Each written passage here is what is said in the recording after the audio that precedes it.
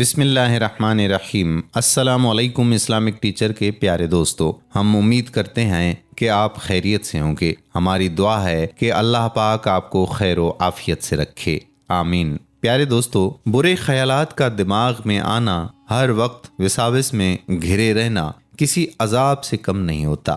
جب یہ برے خیالات اور وساوس آتے ہیں تو یہ ہر حالت میں انسان کو گھیرے رکھتے ہیں، چاہے نماز کی حالت میں ہو یا تلاوت کر رہا ہو۔ یہ وساوس انسان کا پیچھا نہیں چھوڑتے اور اکثر لوگ ان وساوس سے پریشان ہوتے ہیں، اور اکثر لوگوں نے ہمیں اس بارے میں لکھا ہے۔ ان وسوسوں سے بچنے کا طریقہ بتلایا جائے، خاص طور پر نماز میں ان وساوس سے کیسے بچا جا سکتا ہے۔ تو دوستو، آج کی ویڈیو میں ہم آپ کو اس کے حوالے سے بتائیں گے کہ کیسے ان برے خیالات سے چھٹکارا حاصل کیا جا سکتا ہے، اور اس کے بارے میں ہمیں احادیث میں کیا فرمان ملتا ہے۔ اس بارے میں جاننے کے لیے آپ سے التماس ہے کہ ویڈیو کو آخر تک ضرور دیکھیے گا۔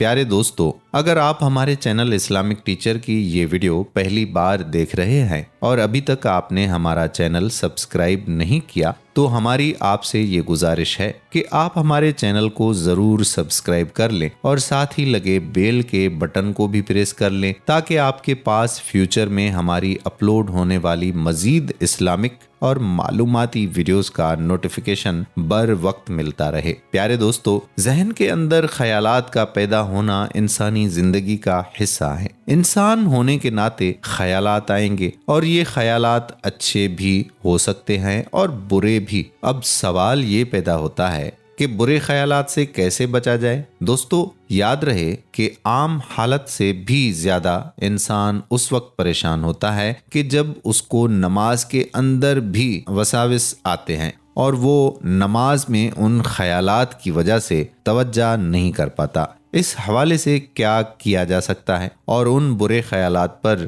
آیا ہماری پکڑ ہوگی؟ اس پر ہم آپ کو حدیث کی روشنی میں کچھ باتیں بتاتے ہیں۔ دوستو، اکثر لوگوں کا یہ سوال ہوتا ہے کہ ذہن میں برے خیالات پر کوئی باز پرس ہوگی، تو وہ یہ سن لیں کہ اگر کوئی وسوسوں کی بیماری میں مبتلا ہے تو اسے یہ بات ذہن نشین کر لینی چاہیے کہ اسے ذہن میں آنے والے خیالات کی وجہ سے باز پرس کا سامنا نہیں کرنا پڑے گا، چاہے خیالات کتنے ہی گندے کیوں نہ ہوں، چاہے یہ خیالات نماز میں آئیں یا عام حالات میں، بشرطیہ کہ انسان ایسے خیالات سے نفرت کرے، ان کو ختم کرنا چاہتا بھی ہو اور ان سے اپنا پیچھا چھڑانا چاہتا ہو۔ جیسا کہ صحیح مسلم کی روایت میں ہے کہ ابو ہریرہ رضی اللہ تعالیٰ عنہ کہتے ہیں کہ نبی صلی اللہ علیہ وآلہ وسلم کے کچھ صحابہ کرام آئے اور آپ سے پوچھا کہ ہمیں ہمارے دلوں میں ایسے تصورات اور خیالات آتے ہیں جو ہم میں سے کوئی بھی اپنی زبان پر نہیں لا سکتا۔ تو آپ صلی اللہ علیہ وآلہ وسلم نے پوچھا کہ کیا اسے بیان کرنے سے ناگواری تم نے اپنے دل میں پالی ہے؟ انہوں نے کہا کہ جی ہاں۔ تو آپ صلی اللہ علیہ وآلہ وسلم نے فرمایا، یہی صریح ایمان ہے، یعنی اس بات کو زبان پر نہ لانے کی سخت تمہارے دلوں میں ایمان کی علامت ہے۔ اسی طرح ایک عالم سے پوچھا گیا کہ بسا اوقات انسان کے دماغ میں وسوسے اور افکار آتے ہیں، خصوصاً عقیدہ توحید اور ایمان سے متعلق، تو کیا مسلمان کا ان افکار پر بھی مواخذہ ہوگا؟ اس پر انہوں نے جواب دیا کہ رسول اللہ صلی اللہ علیہ وآلہ وسلم سے صحیح بخاری اور مسلم وغیرہ میں ثابت ہے کہ آپ صلی اللہ علیہ وآلہ وسلم نے فرمایا کہ بے شک اللہ تعالیٰ نے میری امت کے لیے دل میں آنے والے خیالات کو معاف کر دیا ہے، جب تک ان پر عمل نہ کیا جائے یا انہیں زبان پر نہ لایا جائے۔ آپ صلی اللہ علیہ وآلہ وسلم کا یہ بھی فرمان ہے کہ لوگ سوالات کرتے ہوئے بڑھتے چلے جائیں گے، یہاں تک کہ کہا جائے گا کہ یہ تو اللہ کی پیدا کردہ مخلوق ہے، تو اللہ کو کس نے پیدا کیا ہے؟ چنانچہ اگر کسی کے دل میں یہ بات آئے تو وہ کہہ دے کہ میں اللہ اور اس کے رسول صلی اللہ علیہ وآلہ وسلم پر ایمان لایا ہوں۔ ایک روایت میں کچھ یوں الفاظ ہیں کہ اللہ سے پناہ مانگے اور ایسے سوالات کو ذہن سے جھٹک دے۔ اس حدیث کو امام مسلم نے روایت کیا ہے۔ دوستو، ان روایات سے معلوم ہوا کہ شیطان کے وسوسوں کے پیچھے لگ کر عبادت ترک نہیں کرنی چاہیے کہ ذہن میں حرام امور کے متعلق خیالات آتے ہیں تو اس لیے نماز ہی چھوڑ دی جائے، یہ غلط ہوگا، بلکہ آپ اپنی نماز جاری رکھیں چاہے آپ کے ذہن میں کسی بھی قسم کا خیال آئے۔ آئیے اب آپ کو چند ایسے کام بتاتے ہیں کہ جس سے نماز میں آنے والے وساوس کم ہو جاتے ہیں، اور ان کاموں کو مسلسل کرنے سے وساوس انشاءاللہ ختم ہی ہو جائیں گے۔ اس میں سب سے پہلے کام یہ کیا جائے کہ نماز کے سبق کا ترجمہ بھی یاد کر لیا جائے۔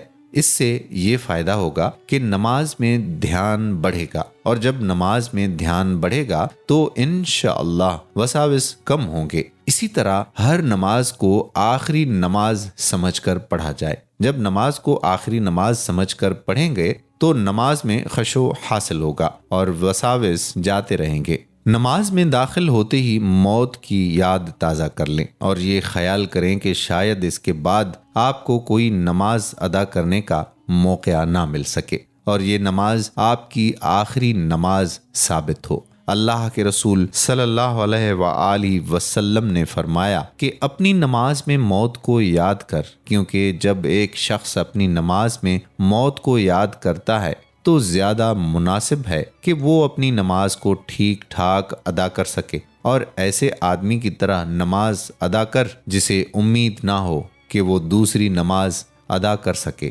دوستو، نماز شروع کرنے سے پہلے اس ذات کی عظمت پر غور کر لیں کہ جس کی عبادت کرنے جا رہے ہیں۔ آپ کے دل میں حیا کے جذبات پیدا ہوں گے کہ اس ذات کی عنایت کردہ نعمتوں میں دن رات پلنے کے باوجود اس کے سامنے ہر دم اس کی نافرمانی کی جرت کرتے ہیں۔ اگر وہ چاہتا تو فوراً زمین کو بدل لینے کا حکم دیتا، لیکن اس نے ایسا نہیں کیا کیونکہ وہ نہایت بردبار اور شفیق ہے۔